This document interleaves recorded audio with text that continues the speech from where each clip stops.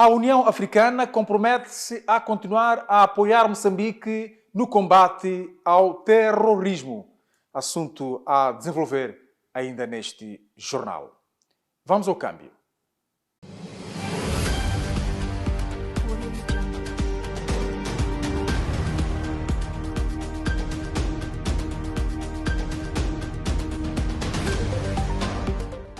Boa noite. Com o investimento na ordem de 300 milhões de dólares americanos, entrou formalmente em funcionamento no sábado a CFM Logistics, firma criada e detida pela empresa Portos e Caminhos de Ferro de Moçambique, no quadro da implementação da sua estratégia de participar nos negócios da indústria petrolífera no país. Iniciaram oficialmente no último sábado, em Nacala, na província de Nampula, as operações marítimas da empresa CFM Logistics. Evento orientado pelo Presidente da República, Filipe Nyusi, que considerou ser a confirmação da determinação do setor dos transportes e comunicações em prosseguir com o mandato do Governo para a implementação de projetos estruturantes e sustentáveis por forma a responder às necessidades logísticas do desenvolvimento da economia nacional e regional. Esta é uma demonstração tangível de capacidade de oferta pelo CFM Logistics, cujas operações respondem a um desafio há muito colocado no sentido de maximizar a retenção do valor dentro do país, tendo por base o desenvolvimento de uma fileira de empresas de fornecimento de bens e serviços. O chefe de Estado destacou também o papel dos CFM, quer seja na criação de emprego, quanto seja na valorização da mão de obra local.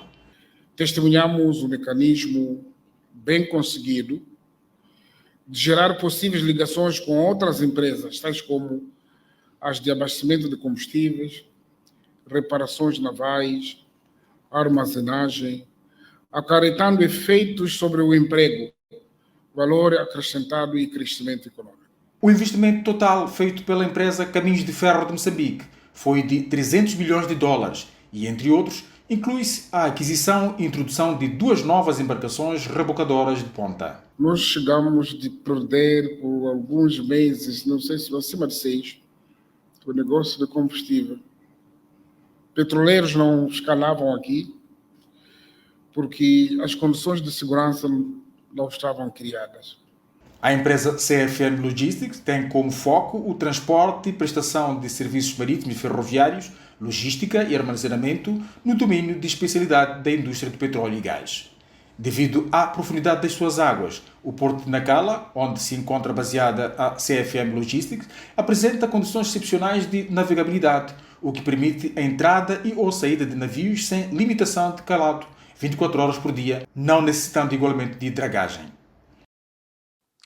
O grupo Privinvest foi condenado a pagar a Moçambique aproximadamente 1,9 mil milhões de dólares americanos, resultantes dos encargos que o Estado desembolsou na emissão de garantias, incluindo capital, juros e taxas dos eurobonds, após a assunção da Ematum. A informação foi tornada pública na tarde desta segunda-feira, em conferência de imprensa pela Procuradoria-Geral da República. A Procuradoria-Geral da República comunicou esta segunda-feira em conferência de imprensa que o Tribunal de Justiça de Londres decidiu a favor de Moçambique no processo civil em que o Estado moveu desde 2019 contra, entre outros, 5 empresas do grupo Privinvest e seu patrono Iskandar Safa sobre as dívidas ocultas.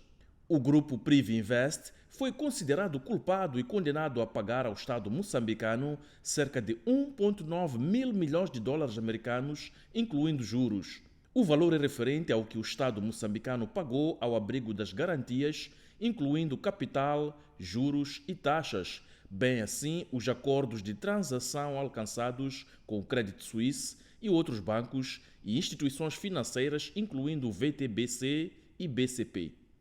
Não só condena a presidência do Iskandar Safa, designando os fundos pagos em todo esse caso, como também ordena o valor de 2,3 milhões a título de compensação para o Estado moçambicano. E este valor, inclui a primeira preocupação, o primeiro nível de preocupação,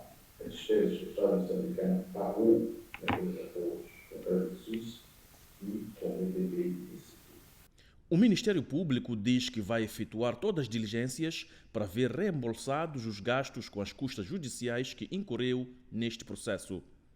Falando na mesma conferência de imprensa, em representação do governo, o vice-ministro da Economia e Finanças, Amílcar Tivane, afirmou que a sentença está alinhada com as estratégias do Executivo para a redução do impacto da exposição do país às dívidas. O volume total de dívida, portanto, contraída nestas operações, nesses empréstimos, sendo os 2,3 bilhões de dólares norte-americanos. Portanto, o que sucede é que, em outubro, realizou-se uma primeira operação que permitiu reduzir o nível de exposição, portanto, do país, portanto, o passivo que estava nas contas do país, de cerca de 843 milhões de dólares norte-americanos para 142. Então, poupança, estamos a dizer que o país, em condições normais, caso o processo de litigação, portanto, ou melhor, o país não fosse bem sucedido, teria que pagar aos detentores desta dívida o equivalente a cerca de 800 milhões de dólares. O Estado moçambicano exigia compensação pelas perdas na sequência das garantias emitidas ilegalmente pelo ex-ministro das Finanças, Manuel Chang, em conexão com os empréstimos a Proíndicos, Ematum e Mama. Entretanto, a Privinvest já deu indicações de que poderá recorrer da decisão do tribunal. O pacote de medidas de aceleração econômica está a dinamizar o turismo de lazer e de negócios, apesar da instabilidade que se vive em Cabo Delgado e o aumento dos casos de raptos. A constatação é do vice-ministro da Cultura e Turismo, Fredson Bacar, que falava hoje no lançamento da 10ª edição do Festival Internacional de Turismo, o FICANE. A implementação do pacote de medidas de aceleração econômica desde 2022 trouxe consigo reformas para os diversos setores que impulsionam a economia nacional. O setor do turismo é um dos beneficiários diretos, tal como explica o vice-ministro da Cultura e Turismo, Fredson Bacar.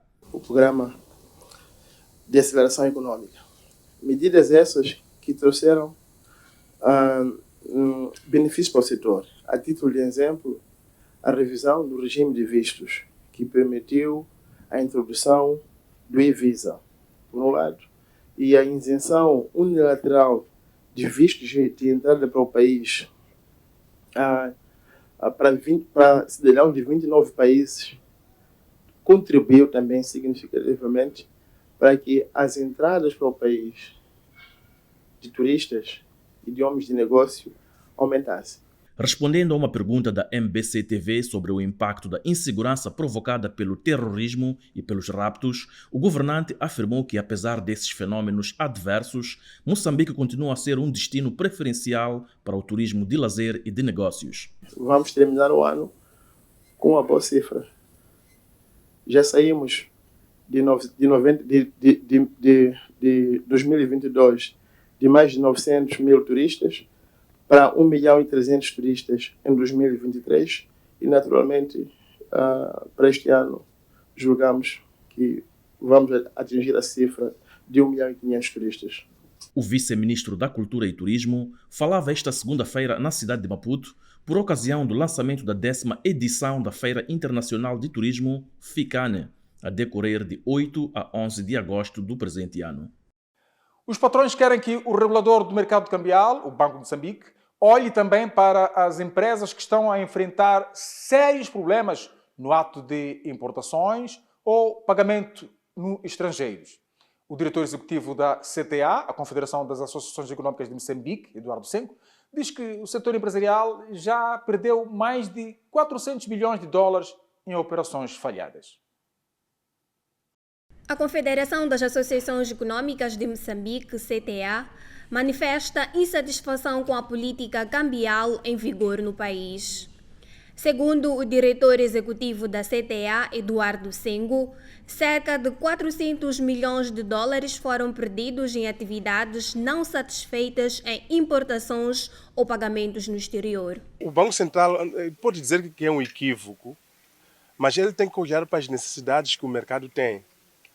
o fato da posição cambial dos bancos ser positiva, não é, a curto prazo, não significa que a médio prazo esta posição cambial possa ser capaz de resolver os problemas, ou seja, as necessidades das empresas. Portanto, nós estamos a ver que, neste momento, do primeiro trimestre até agora, as necessidades não satisfeitas em termos de importações ou de pagamento posterior já atingem 400 milhões de dólares. Sengo diz ainda que os bancos comerciais ressentem-se das decisões do regulador, Banco Central, quanto ao cumprimento das necessidades a médio prazo. A posição cambial que os bancos comerciais podem estar a demonstrar neste momento, certamente é para cumprir com estas necessidades que têm a médio prazo, não havendo perspectiva a médio prazo de influxo de liquidez em moeda externa. Então, logo começam a racionar entre assegurar esses compromissos já assumidos, pagamento de combustíveis, cartões de créditos, de Visa, em todos os aspectos, e pagar faturas pontuais que vão surgindo. O representante da CTA fez saber ainda que o país caiu cerca de 80% da redução de permuta interbancária. O Ministério da Indústria e Comércio está a levar a cabo, em todo o país, a capacitação de agentes aduaneiros em matéria de regras de origem e decisões antecipadas. A iniciativa visa garantir que as transações comerciais ocorram de forma lícita e dentro dos regulamentos e acordos firmados com outros países da região. O projeto promove comércio em coordenação com o Ministério da Indústria e Comércio e a Autoridade Tributária, está a capacitar agentes aduaneiros sobre regras de origem e decisões antecipadas. O diretor adjunto da Direção-Geral das Alfândegas, Fernando Alas, explica que a iniciativa visa garantir que as operações comerciais no país ocorram dentro das regras definidas nos acordos e regulamentos firmados com outros países. As pessoas trazem as suas mercadorias que beneficiam de redução ou isenção. De facto, na componente pagamento de direitos e de imagem e imposições, falo concretamente no nosso caso, e para que eles se beneficiem, que tenham esses benefícios fiscais, é importante que, de facto, haja instrumentos que determinam ou que nos indicam a origem efetiva destas mercadorias. Fernando Alas afirma que o foco é garantir um comércio lícito e permitir que os consumidores paguem o preço de acordo com a origem da mercadoria. Como sabeis, há muitos importadores, exportadores que, vez sem conta, apresentam-nos documentos não lícitos. Isto concorre para que o Estado perca alguma receita. Portanto, beneficiar-se de uma regra que a pessoa não é elegível é crime. Mas nós queremos... Por sua vez, o diretor de operações do projeto Promove Comércio afirma que o projeto tem em vista despertar interesse do setor privado das oportunidades que podem advir do Acordo de Parceria Econômica de Moçambique com outros países da SADC. Nós podemos importar produtos da Europa para cá a custo zero ou com taxas reduzidas. Do mesmo jeito, nós podemos exportar para a Europa os produtos que naturalmente nós achamos são essenciais para poder vender a marca do país e vender as questões que estão ligadas para o país ao nível nacional. A capacitação de Maputo abrange intervenientes de toda a região sul, sendo que nas próximas 2 semanas outras sessões similares terão lugar na cidade da Beira, na zona centro, e na Cala, na região norte do país. Para além dos agentes alfandegários, o workshop abrange o setor privado através da Confederação das Associações Econômicas, Câmara do Comércio e Associação Nacional dos Jovens Empresários. A União Africana reafirmou hoje o seu apoio incondicional a Moçambique no combate ao terrorismo. Uma delegação da missão do Conselho de Paz e Segurança deste organismo africano manteve na manhã desta segunda-feira o encontro em Maputo com o vice-ministro dos Negócios Estrangeiros e Cooperação, Manuel Gonçalves. Para reforçar as ações que o governo moçambicano vem levando a cabo no âmbito do combate ao terrorismo, uma missão de paz e segurança da União Africana manteve esta segunda-feira em Maputo um encontro com o vice-ministro dos Negócios Estrangeiros e Cooperação, Manuel Gonçalves. Na ocasião, o chefe da missão, o angolano Miguel César Vemba, reafirmou o compromisso da organização em continuar a apoiar o país no combate ao extremismo violento, bem como mitigar a crise humanitária na província de Cabo Delgado. É fundamental o Conselho de Segurança obter estas informações e saber também as boas práticas que foram desenvolvidas, sobretudo em matéria de DDR. Portanto, nós sabemos que há um programa de DDR desenvolvido e penso que há várias lições aprendidas ao longo deste tempo que possam servir de referência para os outros países. E, por outro lado, sobre esta mesma matéria, procurarmos então saber os grandes desafios que ainda subsistem e que podem merecer o apoio da União Africana. Manuel Gonçalves disse que o país está expectante na implementação definitiva da Resolução 27/19, aprovada pelas Nações Unidas em 2023, sobre o financiamento das operações de apoio à paz lideradas pela União Africana. Em relação a Moçambique, queremos expressar a nossa gratidão pelo esforço feito pelo Conselho de Paz e Segurança para o apoio ao combate ao terrorismo em Cabo Delgado. Portanto, o Dia da Amnistia comemorou-se em África e foi uma oportunidade para partilhar a experiência com Moçambique sobre o processo. A visita enquadra-se na presidência rotativa de Angola no Conselho de Paz e Segurança da União Africana. O tempo. Como será que ele se vai comportar amanhã? Boa noite, Mónica Mabai. Boa noite, Isaac, Nayane. Vamos conferir a previsão do estado do tempo para as próximas 24 horas. Na zona sul do país, para as cidades de Maputo e Gaza, prevê-se céu pouco nublado, localmente muito nublado, possibilidade de chuva fraca dispersa ao longo da zona costeira. E para Inhambane, prevê-se vento do sueste a nordeste fraco a moderado. Para a zona centro do país, Beira prevê-se possibilidade de chuva fraca local, Chimoio, céu pouco nublado a limpo, ocorrências de neblinas e nevoeiros matinais. E para Tete e Quelimane, vento do sueste a nordeste fraco a moderado, ocorrência de neblinas e nevoeiros matinais. E para a zona norte do país, as cidades de Nampula, Pemba e Lixinga, prevê-se céu pouco nublado a limpo, vento de leste a nordeste fraco. Obrigada pela atenção dispensada e até a próxima. E assim, trouxemos a primeira edição desta semana do nosso Jornal da Noite. Foi com enorme gosto que cá estivemos. Voltamos a ver-nos amanhã. Boa noite, bom descanso.